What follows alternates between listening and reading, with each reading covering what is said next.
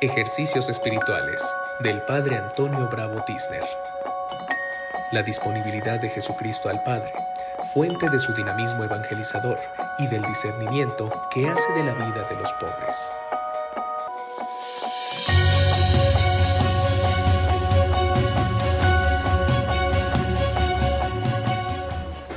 Esta mañana les he presentado una parte del saludo de San Pablo. Le presento ahora la segunda afirmación del saludo de Pablo. La gracia de nuestro Señor Jesucristo. La gracia de nuestro Señor Jesucristo.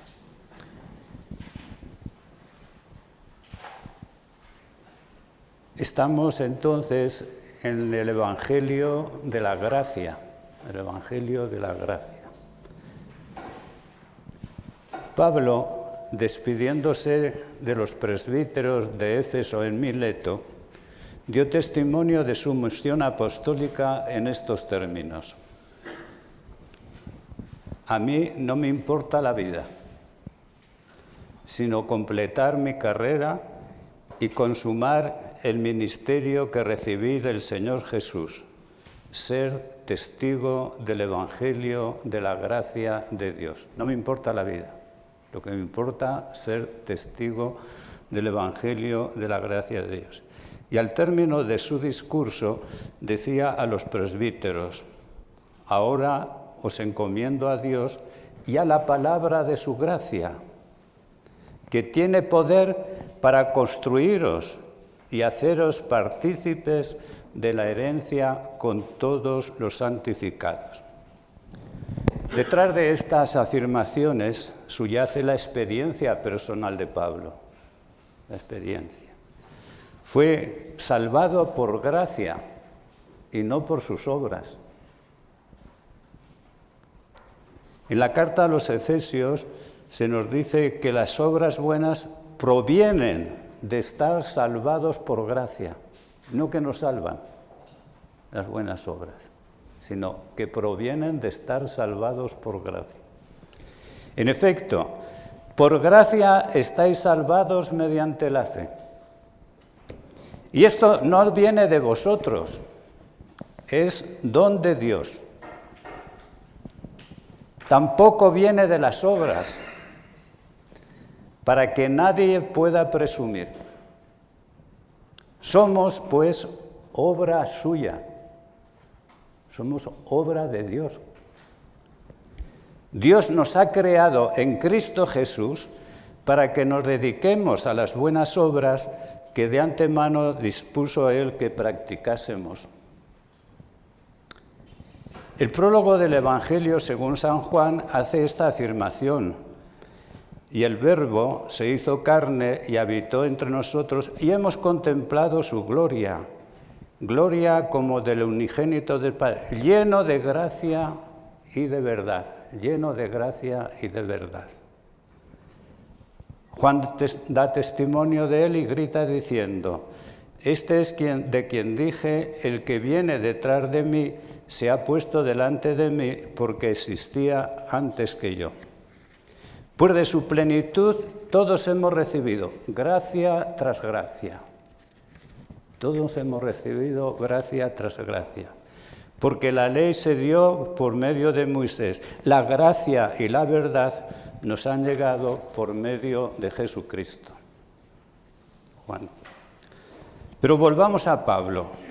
En la carta a los Gálatas narra su experiencia en estos términos: pues yo he muerto a la ley por medio de la ley, con el fin de vivir para Dios. Estoy crucificado con Cristo, vivo, pero no soy yo el que vive, es Cristo quien vive en mí. Y mi vida de ahora en la carne la vivo en la fe del Hijo de Dios que me amó y se entregó por mí. No anulo la gracia de Dios, pero si la justificación es por medio de la ley, Cristo ha muerto en vano. Cristo ha muerto en vano. Si es por medio de la ley que conseguimos la salvación.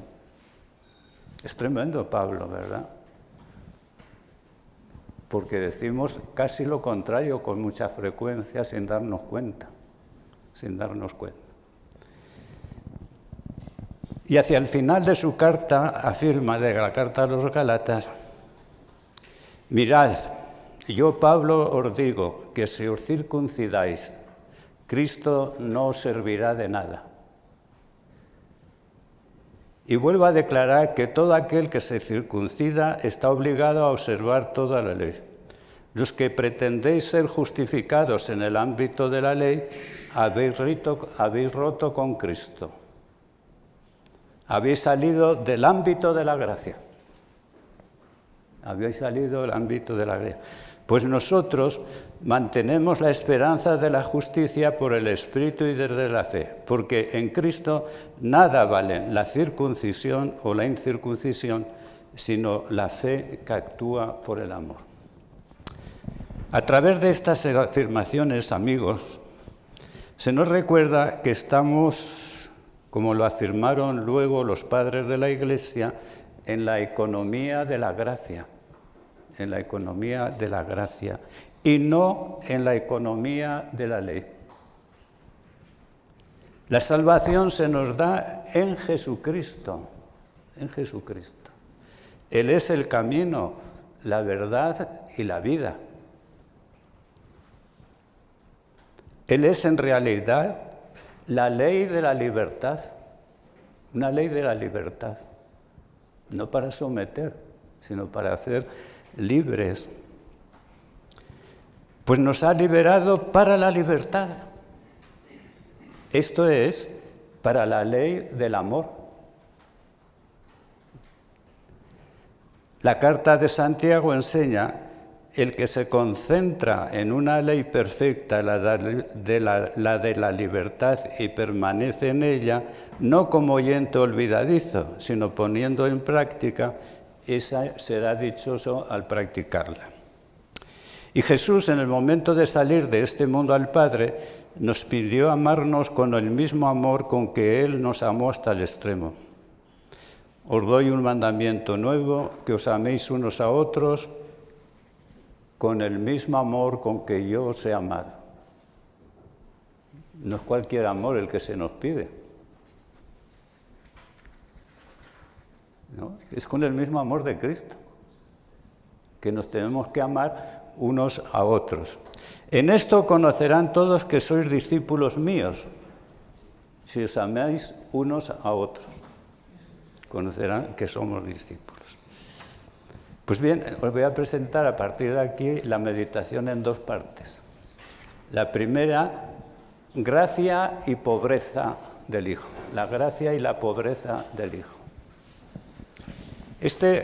Un texto muy querido del padre Sévrier era justamente el que voy a comentar y desarrollar un poco.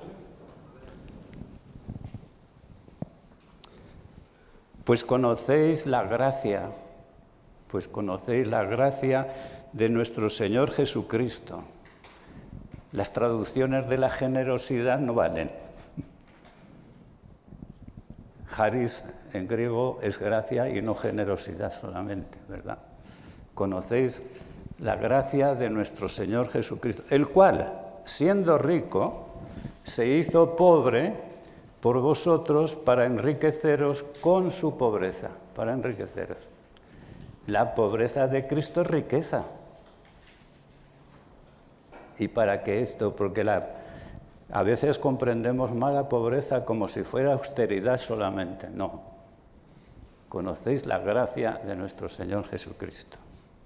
El término gracia explicita ante todo el amor gratuito y fecundo. Un amor fecundo, gratuito y fecundo, que se revela plenamente en Jesucristo. La pobreza es para enriquecer. ¿Verdad? Jesús, el Hijo de Dios, se hace pobre para enriquecernos con su pobreza, con su pobreza. En esta perspectiva resulta interesante hacer memoria de las palabras del ángel a María. Alégrate, llena de gracia, el Señor está contigo. Alégrate, el Señor está contigo. No temas, María, porque has encontrado gracia ante Dios. Has encontrado gracia ante Dios. El ángel le dice a María que cuenta pues con el favor de Dios.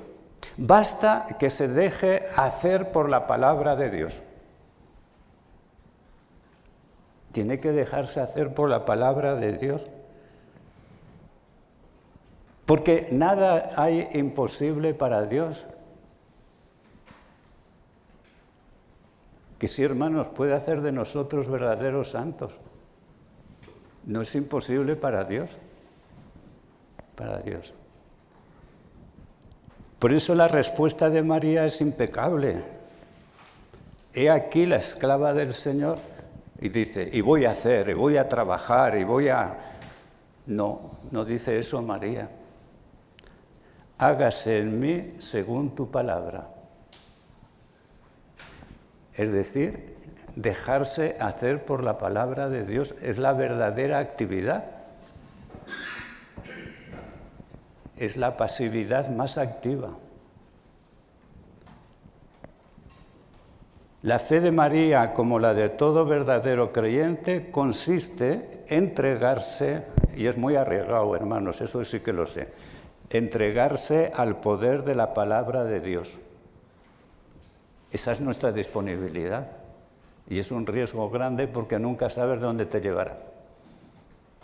Y nosotros queremos tener el control del futuro, ¿verdad?, de nosotros. Pues el Señor no es.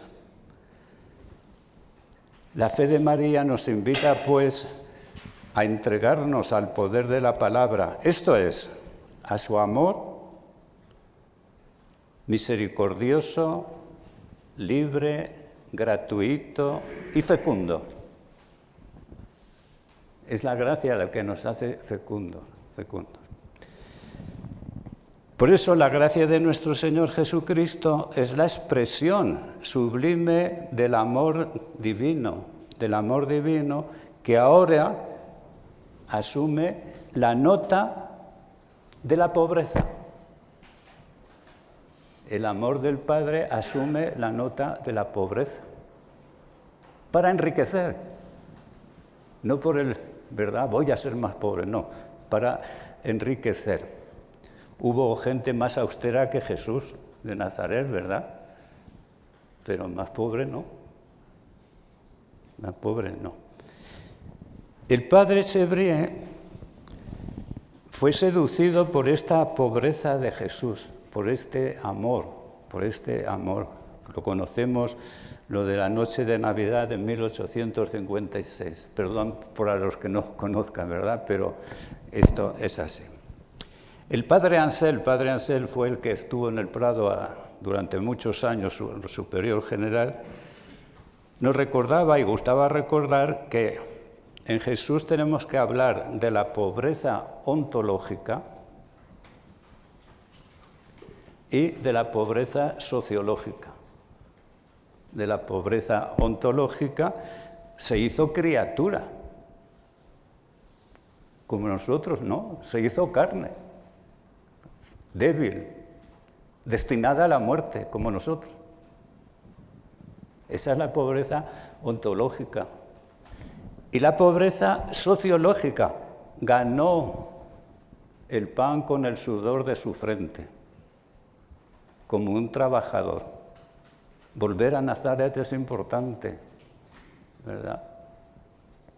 Sí, volver a Nazaret. Y cuando tenemos cierta edad, pues volvemos a Nazaret. Volvemos a Nazaret, a veces nos gusta por eso. Fue un trabajador manual, no hizo las grandes universidades del tiempo, etcétera, etcétera. Este hacerse pobre de Jesús brota del amor, brota de la verdad. Y posee una fecundidad, como sabemos, incalculable. Todavía estamos aquí porque Jesús se hizo pobre. No lo pensamos a veces, ¿verdad? Pero es la fecundidad. La fecundidad. esto.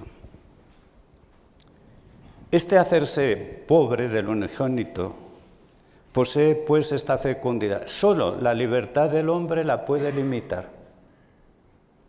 La limitamos nosotros, la fecundidad. Puesto que el Señor no puede forzarnos a decirle sí, si no ya no sería amor. Por eso nosotros, la libertad del hombre puede limitar a Dios, porque Él nos quiere libres y hacernos libres. Quien dice sí, participa de la fecundidad del Señor, pues será enriquecido con el Espíritu Santo. María, diciendo sí en la fe, ha sido y seguirá siendo la mujer más fecunda.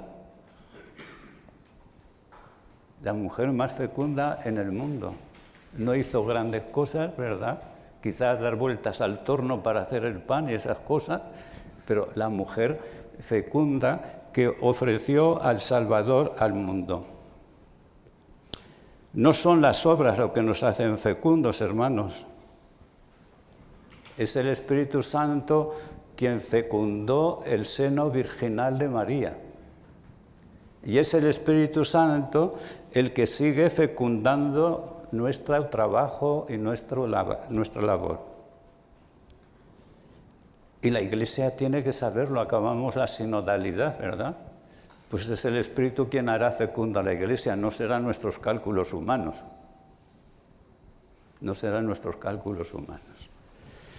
Estamos, por tanto, ante la pobreza que brota del amor y enriquece a la humanidad necesitada de salvación. La salvación. El padre Chevrier comprendió bien esto.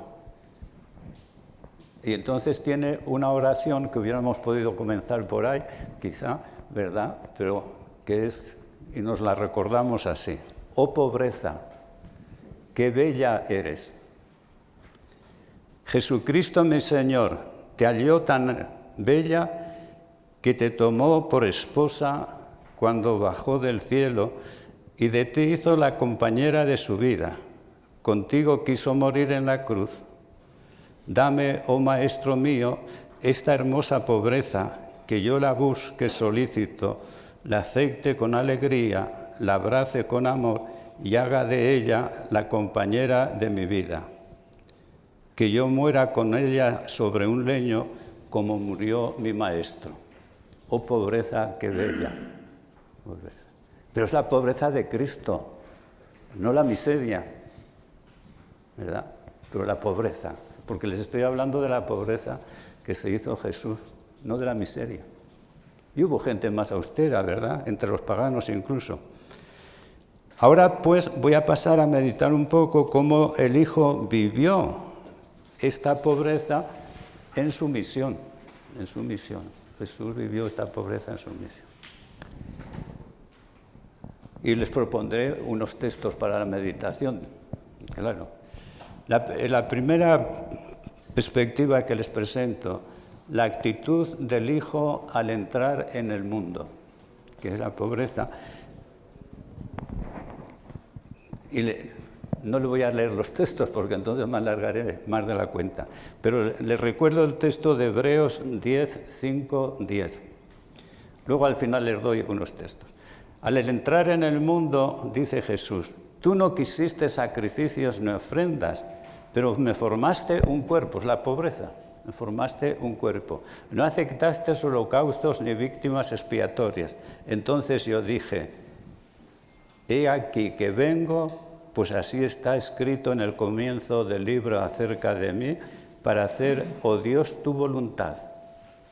Primero dice, tú no quisiste sacrificios, ni ofrendas, ni holocaustos, ni víctimas expiatorias que se ofrecen según la ley. Según la ley. Después añade, he aquí que vengo para hacer tu voluntad. Niega lo primero para afirmar lo segundo. Y conforme a esta voluntad, todos quedamos santificados por la oblación del cuerpo de Jesucristo hecha una vez para siempre. La fecundidad. Quedamos santificados. No por nuestros méritos, no por nuestro trabajo, sino por la acción del Señor. Esto no quiere decir que Jesús no sufriera, hermanos, porque la misma carta a los hebreos nos recuerda en el capítulo 5 que aprendió la obediencia entre gritos y lágrimas. Entre gritos y lágrimas, porque la disponibilidad está muy bien, pero los gritos y las lágrimas nos cuesta entender lo que forma parte también. Por eso, la disponibilidad de Jesús arranca de la comunión con el Padre. Comunión que Él cultivó en una oración perseverante, entre gritos y lágrimas.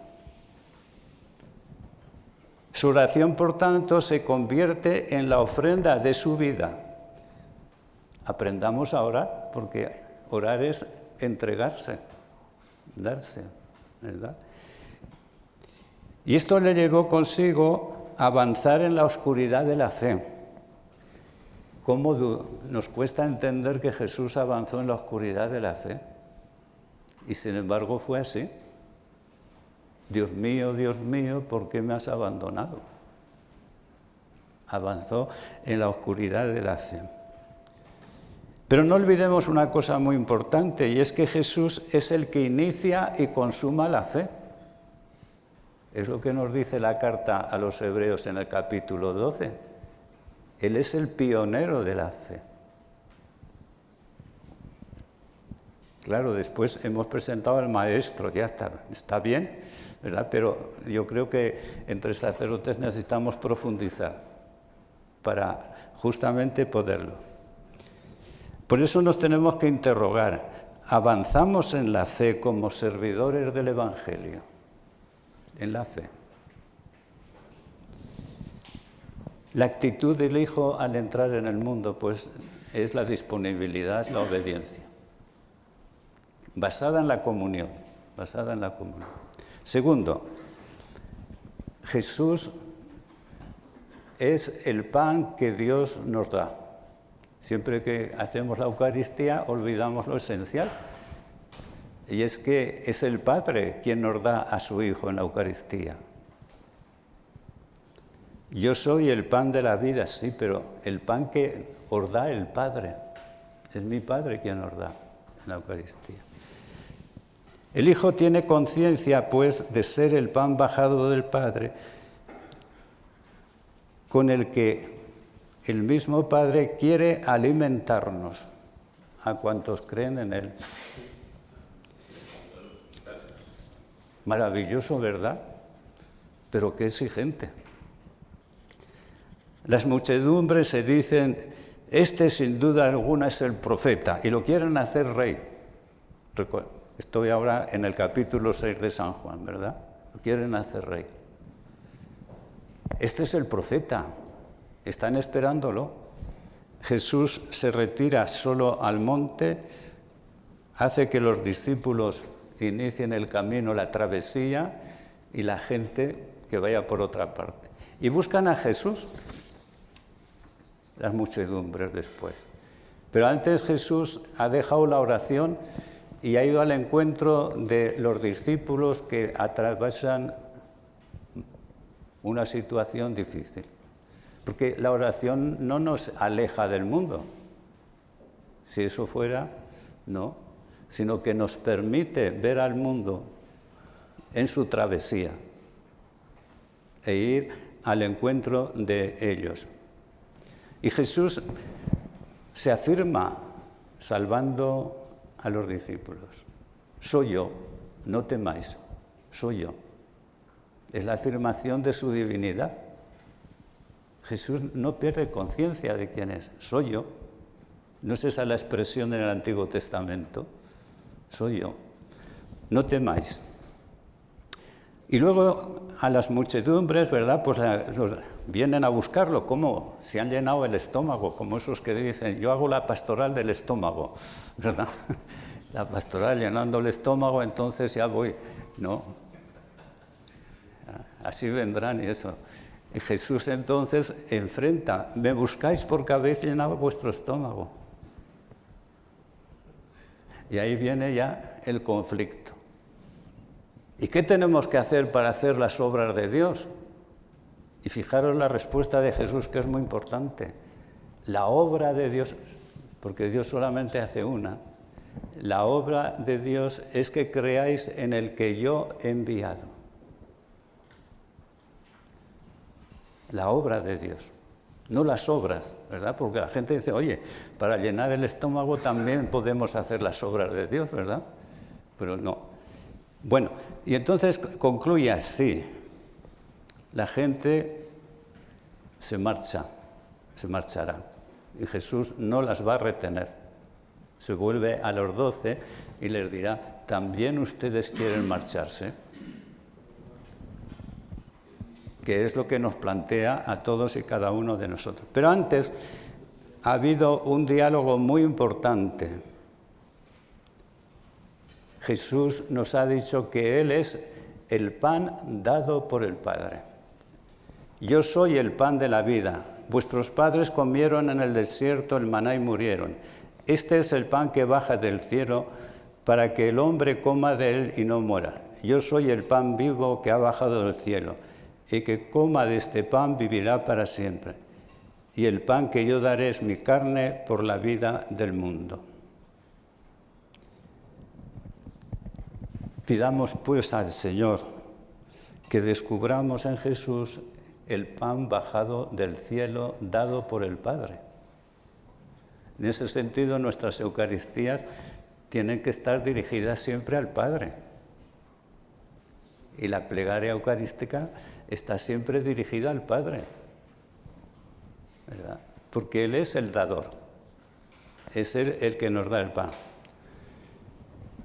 Pero hermanos, y aquí viene para nosotros una conclusión, el que come de este pan tiene que convertirse en buen pan para los demás.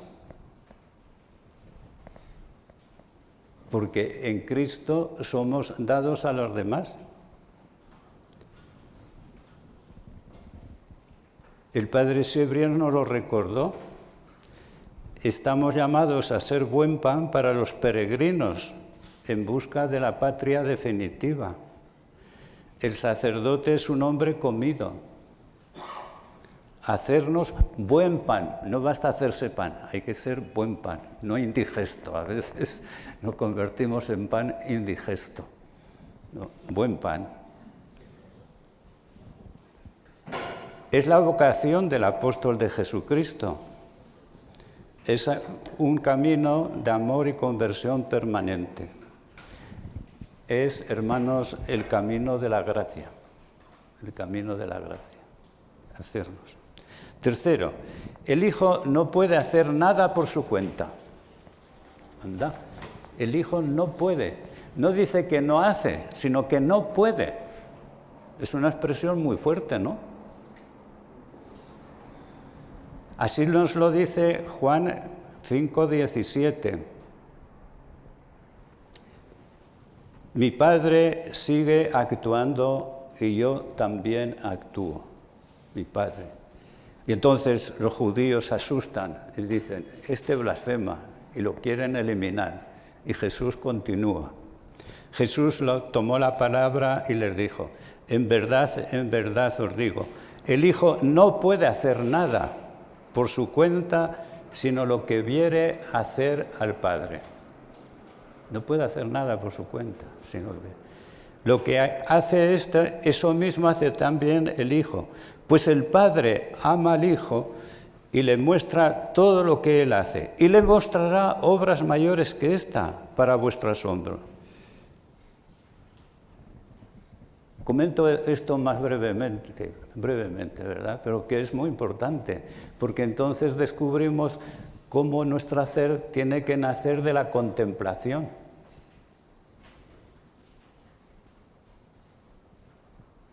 Tenemos que hacer lo que el Padre hace, y el Hijo no puede hacer nada que no sea a partir de ver al Padre. Creo que conviene contemplar o gustar esta revelación que nos hace Jesús de su manera de vivir en la dependencia del Padre, que es la gran disponibilidad. Él se siente amado por el Padre Y se siente amado por el Padre porque le muestra todo lo que el Padre hace. La obra de salvación se inicia en el Padre. Se inicia en el Padre. No hace nada por su cuenta, sino que avanza con los ojos fijos en el Padre. Fijos. Jesús no mira al mundo, mira al Padre. Y con la mirada del Padre ve al mundo y en los ojos del Padre. El verdadero contemplativo no deja de actuar, pero de acuerdo con lo que ve hacer al Padre. No se trata de no ser activos, ¿verdad? Se trata de actuar con los ojos del Padre. ¿Me explico? La contemplación. Y en esto consiste, a mi entender, la verdadera disponibilidad del apóstol y sumo sacerdote de la confesión de la fe, que es Jesucristo. La carta a los Hebreos nos exhorta a vivir en esta dinámica. Por tanto, hermanos santos, vosotros que compartís una vocación celeste, considerad al apóstol y sumo sacerdote de la fe que profesamos, a Jesús, fiel al que lo nombró, como lo fue Moisés en su familia. El apóstol justamente actúa ahí. Jesús, pues, es a mi entender, y esto a lo mejor estoy equivocado, pero ustedes lo rectificarán muy bien. Jesús es el perfecto contemplativo, pero también se presenta como el verdadero discípulo. Choca mucho eso a algunas gentes. Es el verdadero discípulo, porque Jesús nunca dijo nada de sí mismo, sino lo que escucha, comunica. Lo que escucha, comunica. El Señor, y esto es el cumplimiento de la profecía, porque Jesús ha venido a cumplir. En Isaías 54:5 se nos recuerda, el Señor Dios me ha dado una lengua de discípulo, para saber decir al abatido una palabra de aliento. Cada mañana me espabila el oído para que escuche como los discípulos. El Señor Dios me abrió el oído y yo no me resistí ni me eché atrás. Y esto lo encontramos en San Juan. Al terminar la primera parte del Evangelio, Jesús nos va a decir que Él ha actuado como discípulo, llevando a cabo justamente la versión. Les leo, porque a lo mejor de memoria no lo recuerdan. Juan 12, 46, 50 nos recuerda justamente esto. Yo he venido al mundo como luz, y así el que cree en mí no quedará en tinieblas. Al que oiga mis palabras y no las cumpla, yo no lo juzgo, porque no he venido para juzgar al mundo, sino para salvar al mundo. El que me rechaza y no acepta mis palabras, tiene quien lo juzgue. La palabra que yo he pronunciado, esa lo juzgará en el último día. Porque yo no he hablado por cuenta mía. El Padre que me envió es quien me ha ordenado lo que he de decir y cómo he de hablar. El contenido y la forma. Fíjense ustedes, porque es el contenido lo que tengo que decir y cómo he de decirlo, la forma. Y sé que su mandato es vida eterna. Por tanto, lo que yo hablo, lo hablo como me ha encargado el Padre. Esto supone, hermanos, escucha.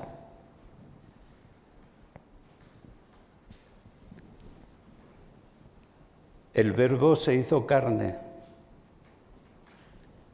Es la palabra misma de Dios. Es la palabra misma de Dios. La oración con que iniciábamos esta meditación, ¿verdad? Pues es ponerse a la escucha. Ser catequista de los pobres, ser evangelizador de los pobres, escucha, implica entonces ser contemplativos y oyentes. hacernos disponibles, ¿no? Y también supone una valentía, porque el mismo texto de Isaías nos recuerda lo siguiente: ofrecí la espalda a los que me golpeaban, las mejillas a los que mesaban mi barba, no escondí el rostro ante ultrajes y salivas. El Señor Dios me ayuda, por eso no sentía los ultrajes, por eso endurecí el rostro como pedernal, sabiendo que no quedaría defraudado. El siervo, Jesús, sabe que no quedará defraudado, ¿verdad? Y esa es la cuestión de nuestra predicación también. Pues tendremos éxito o no, poco importa el éxito. Lo que importa es comunicar la palabra de Dios. Todo lo demás es secundario en definitiva. Y Jesús nos dijo a los apóstoles que nos esperaban persecuciones. No nos gustan, claro, pero nos esperan. Fíjense ustedes lo que decía al pasar de este mundo al Padre. Os he hablado de esto para que no os escandalicéis. Os excomulgarán de las sinagogas. Más aún, llegará incluso una hora cuando el que os dé muerte pensará que da culto a Dios o al hombre, como ahora sucede, ¿verdad? Y esto lo harán porque no han conocido ni al Padre ni a mí. Os he hablado de esto para que cuando llegue la hora os acordéis de que yo os lo había dicho. No os dije estas cosas desde el principio porque estaba con vosotros. Al final, en el paso. En conclusión, entonces, de esta primera parte de la meditación, la gracia de nuestro Señor Jesucristo es maravillosa, pues es el amor que nos enriquece con su pobreza. Con su pobreza. Entonces, les propongo algunos textos para la oración y algunas preguntas en esta primera parte. El texto primero sería el de la carta a los Hebreos, en el capítulo 10, versículos 5 al 10. También les propongo el de Juan 5, 19, 21, que es el más de la contemplación. Y el tercero, que es el que he comentado más, Juan 12, 46, 50. Y unas preguntas. Avanzo con fe gozosa en la misión de anunciar el Evangelio. Una fe gozosa para anunciar el Evangelio. Segunda pregunta. ¿Brota nuestra acción apostólica de la contemplación del hacer de Jesús? Jesús es el contemplativo del Padre, nosotros contemplativos del Hijo. ¿Brota nuestra acción apostólica de la contemplación del hacer de Jesús? Y tercera, ¿son nuestros labios y oídos los propios del discípulo?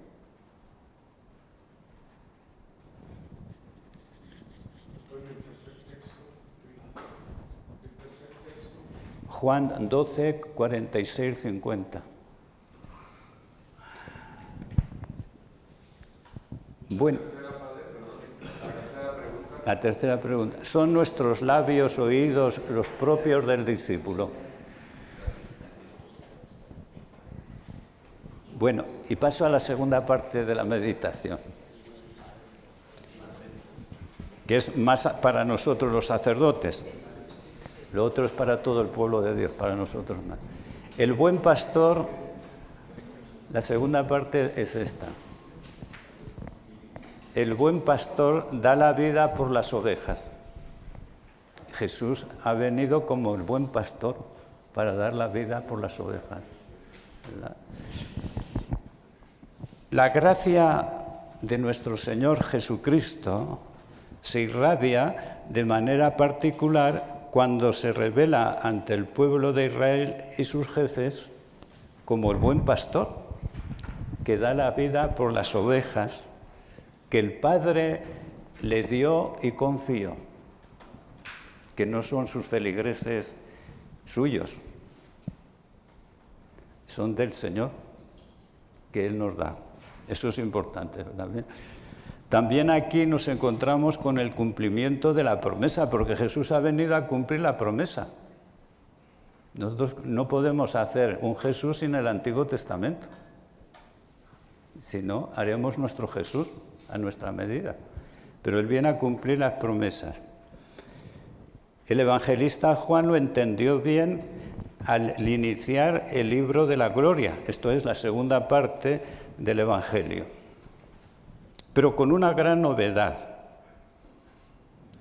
Antes de la fiesta de la Pascua, sabiendo Jesús que había llegado su hora de pasar de este mundo al Padre, habiendo amado a los suyos que estaban en el mundo, los amó hasta el extremo. ¿Verdad? Para contemplar este amor hasta el extremo, conviene en un primer momento recordar la promesa de Dios. Hay que recordar la promesa de Dios, ¿verdad? Porque ustedes saben bien que hay una ley en el Evangelio: todo lo que no ha anunciado Dios previamente no tiene consistencia. Podría ser una invención nuestra. Claro, por eso los evangelistas insisten, y así se cumplió la Escritura todo el tiempo. Estaba anunciado, pero no lo habían comprendido. Por eso les presento 2 o 3 puntos muy sencillos. La primera, la promesa del pastor mesiánico según el corazón de Dios. Ezequiel 34, vamos a, ¿verdad?, brevemente a decir Ezequiel 34. Les leo el texto y se lo comento muy brevemente. Dice Dios, porque nosotros siempre olvidamos que es Dios quien está hablando. Yo defenderé mi rebaño, porque es el rebaño de Dios. Yo defenderé mi rebaño y no será ya objeto de pillaje. Yo juzgaré entre oveja y oveja.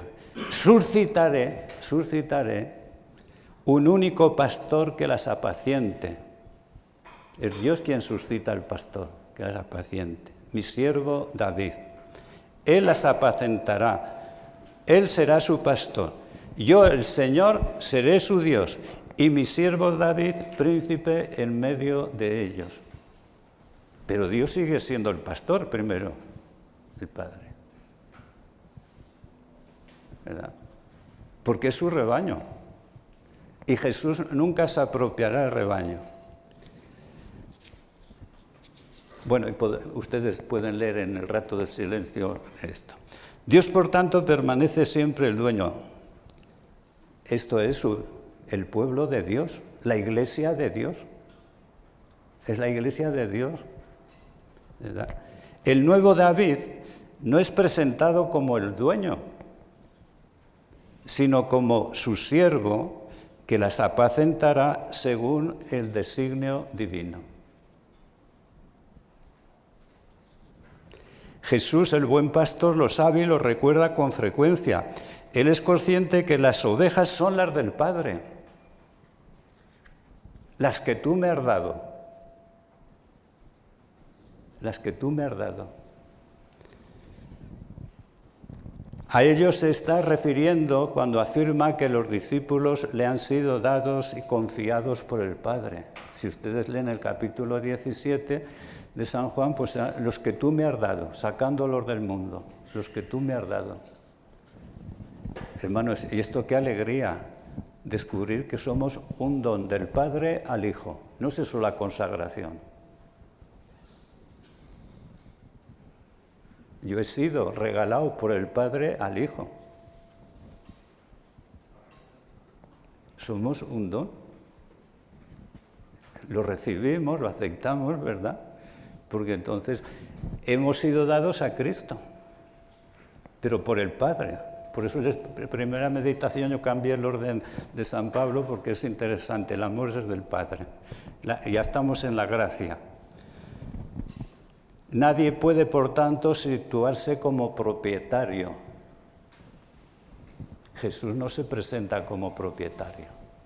Mi parroquia, mi gente, pues no corresponde con lo del Señor. Es verdad que Jesús en ocasiones habla de mis ovejas, pero siempre lo hace desde su conciencia filial, consciente que todo lo del Padre es suyo y lo suyo del Padre. Siempre lo hace con esta conciencia. No es independiente del Padre, ¿verdad? Jesús no se sitúa en ningún momento como propietario, sino como el que participa de la vida. En el capítulo 10 de San Juan, versículos 25-30, Jesús les responde a los judíos: os lo he dicho y no creéis. Las obras que yo hago en nombre de mi Padre, esas dan testimonio de mí. Pero vosotros no creéis porque no sois de mis ovejas. Mis ovejas escuchan mi voz y yo las conozco y ellas me siguen y yo les doy la vida eterna. No perecerán para siempre y nadie las arrebatará de mi mano. Mi Padre, lo que me ha dado es mayor que todo y nadie puede arrebatarlas de la mano de mi Padre. Yo y el Padre somos uno. Está en el discurso justamente del buen pastor, ¿verdad? Esto es muy importante, hermanos, porque entonces podemos tener confianza. Nadie las arrebatará de nuestra mano.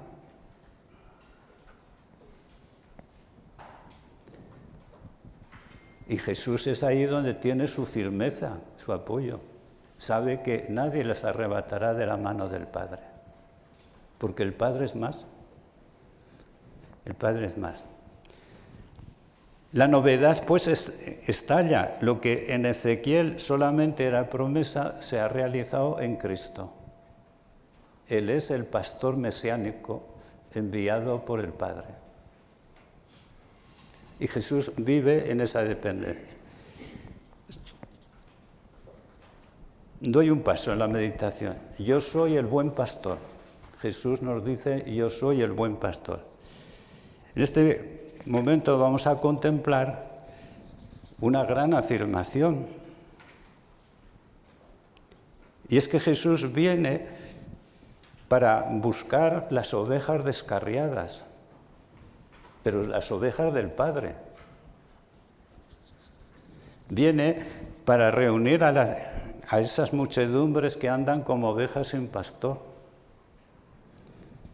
Al desembarcar, Jesús vio una multitud y se compadeció de ella porque andaban como ovejas que no tienen pastor. Y se puso a enseñarles muchas cosas. Es curioso. Este texto de Marcos 6:34. Se puso a enseñarles muchas cosas. No empezó por darles de comer pan, ¿verdad? Luego será la multiplicación de los panes. Pero primero educa, forma, justamente para llevar adelante. Y lo mismo podríamos leer otros textos. Jesús, al proclamar yo soy el buen pastor, denuncia a los falsos pastores. Claro, los denuncia. El ladrón no entra sino para robar y matar y hacer estragos. Yo he venido para que tengan vida y la tengan abundante. Yo soy el buen pastor. Fíjense ustedes que entonces nuestra condición de pastores, los que estamos aquí, ¿verdad?, es para que tengan vida en abundancia. No para que tengan bienes en abundancia, no he dicho yo eso, para que tengan vida en abundancia. El Señor no nos envía para que hagamos ricos, sino para que tengan vida en abundancia. Y esta finalidad explica la manera de avanzar del Hijo en el mundo, del Hijo en el mundo, ¿verdad? Hoy se ha cumplido esta escritura que acabáis de oír. Es el texto de Lucas 4, ¿verdad? Después, un año de gracia, hoy se ha cumplido esta escritura. Jesús afirma. Y les recuerdo Dos momentos importantes. Jesús, a continuación, hace una afirmación muy novedosa. El buen pastor da su vida por las ovejas.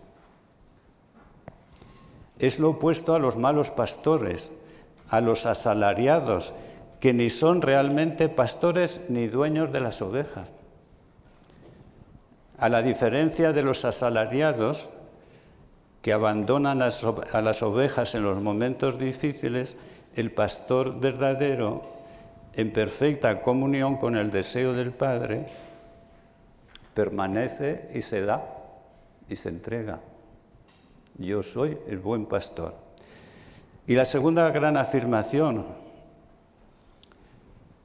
conozco a las mías y las mías me conocen, igual que el Padre me conozca y yo conozco al Padre.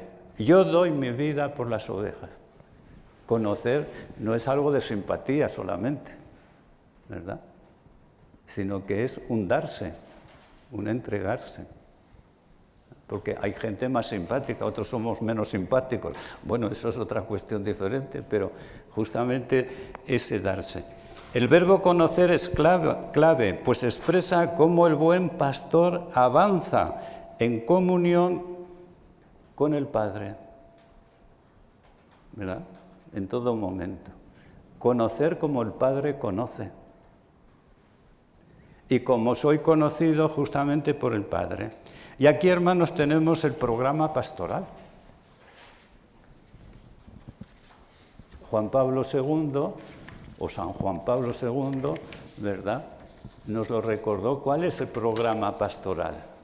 Les leo en Novo Milenio Ineunte, en el número 29. Nos lo preguntamos con confiado optimismo, aunque sin minusvalorar los problemas. No nos satisface ciertamente la ingenua convicción de que haya una fórmula mágica para los grandes desafíos de nuestro tiempo. No será una fórmula la que nos salve, pero sí una persona y la certeza que ella nos infunde. Yo estoy con vosotros. No se trata, pues, de inventar un nuevo programa. El programa ya existe. Es el de siempre, recogido por el Evangelio y la tradición viva. Se centra en definitiva en Cristo mismo. Nuestro programa es Cristo. En Cristo mismo, al que hay que conocer, amar e imitar para vivir en Él la vida trinitaria y transformar con Él la historia hasta su perfeccionamiento en la Jerusalén celeste. Fíjense, contemplación y acción van unidas. Es un programa que no cambia al variar los tiempos y las culturas, aunque tiene cuenta del tiempo y de la cultura para un verdadero diálogo y una comunicación eficaz. Este programa de siempre es el nuestro para el tercer milenio. Es nuestro programa pastoral. Pues tenemos que interrogar. Y a continuación Jesús afirma una cuestión muy importante. Tengo además otras ovejas que no son de este redil, la misión. También a esas las tengo que traer y escucharán mi voz y habrá un solo rebaño y un solo pastor. Un solo rebaño y un solo pastor. Todos los demás no somos más que signo sacramental de Cristo. Sí, el pastor es uno y lo tenemos que representar, pero como un signo sacramental, que es justamente nuestra conversión permanente. Todo es gracia, hermanos. Y entonces tenemos que aprender a vivir de la gracia. Y la tercera, y paso, la intercesión de Cristo. La intercesión celeste de Cristo. El buen pastor ora por sus ovejas.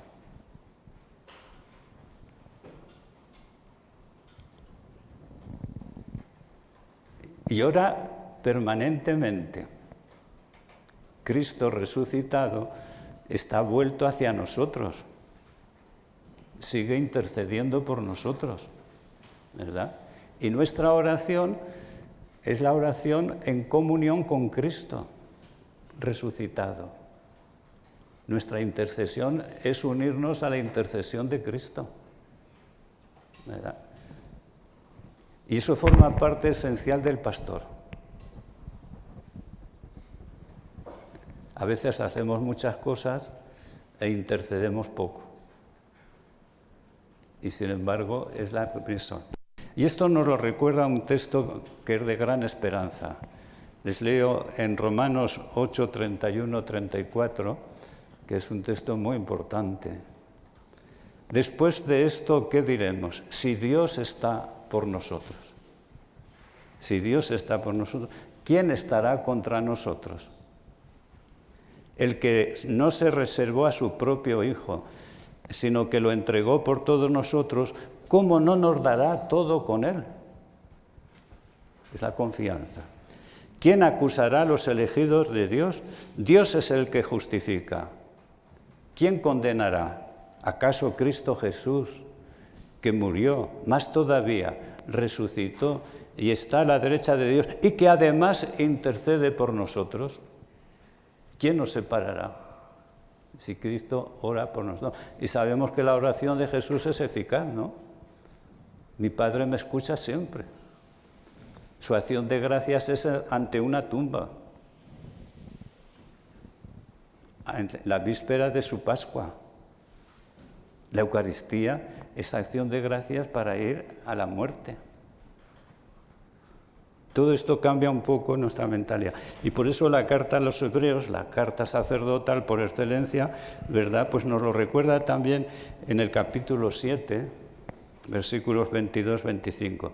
Esto es señal de que Jesús es garante de una alianza más valiosa. De aquellos ha habido multitud de sacerdotes, se refiere a los sacerdotes del Antiguo Testamento, claro está, porque la muerte les pedía permanecer. En cambio, como permanece para siempre, Jesús permanece para siempre, tiene el sacerdocio que no pasa. De ahí que puede salvar definitivamente a los que se acercan a Dios por medio de Él, pues vive siempre para interceder a favor de ellos. Vive siempre para interceder a favor de ellos. Y nuestra oración se une a la de Cristo, sabiendo escuchar.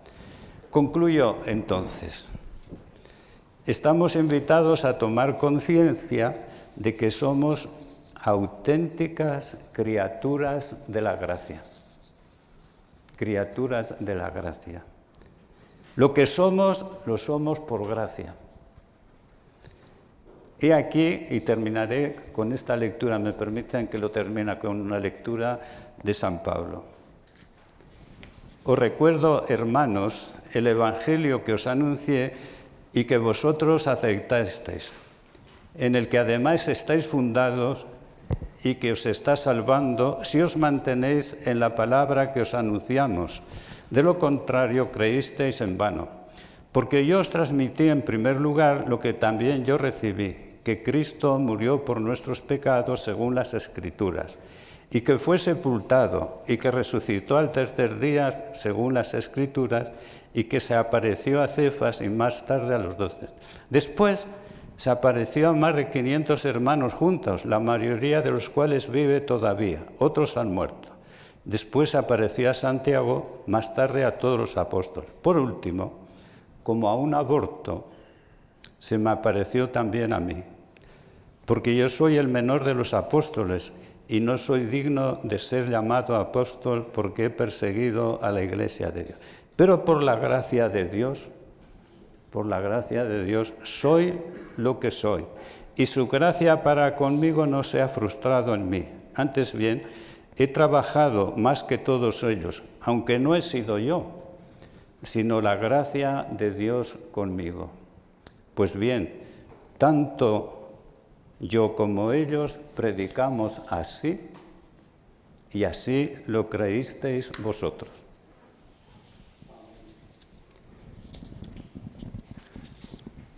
Unos textos y unas preguntas. Los textos posibles para orientar pues sería Ezequiel 34, 22 a 31, que es un texto que conocemos. Ezequiel 34, 22 a 31. Juan capítulo 10, versículos 10 al 18. Y sobre todo también el texto que acabo de leer, Primera de Corintios, capítulo 15, versículo 1 al 11. A veces las Biblias cortan en el 10, no, conviene ir hasta el 11. ¿Verdad? Eso depende de las traducciones. Bueno, y las preguntas. Nos alegra saber que Cristo es nuestro pastor. Cristo es nuestro pastor, en el día y en la noche, cuando nos van bien las cosas y cuando no nos van bien, ¿verdad? Nos alegra saber que Cristo es nuestro pastor en el día y en la noche. Segunda pregunta, ¿cómo trabajo para formar una comunidad de fe en torno al único pastor? No en torno a mí, sino al único pastor, ¿verdad? Y tercero, me uno a la intercesión de Cristo en favor de la comunidad.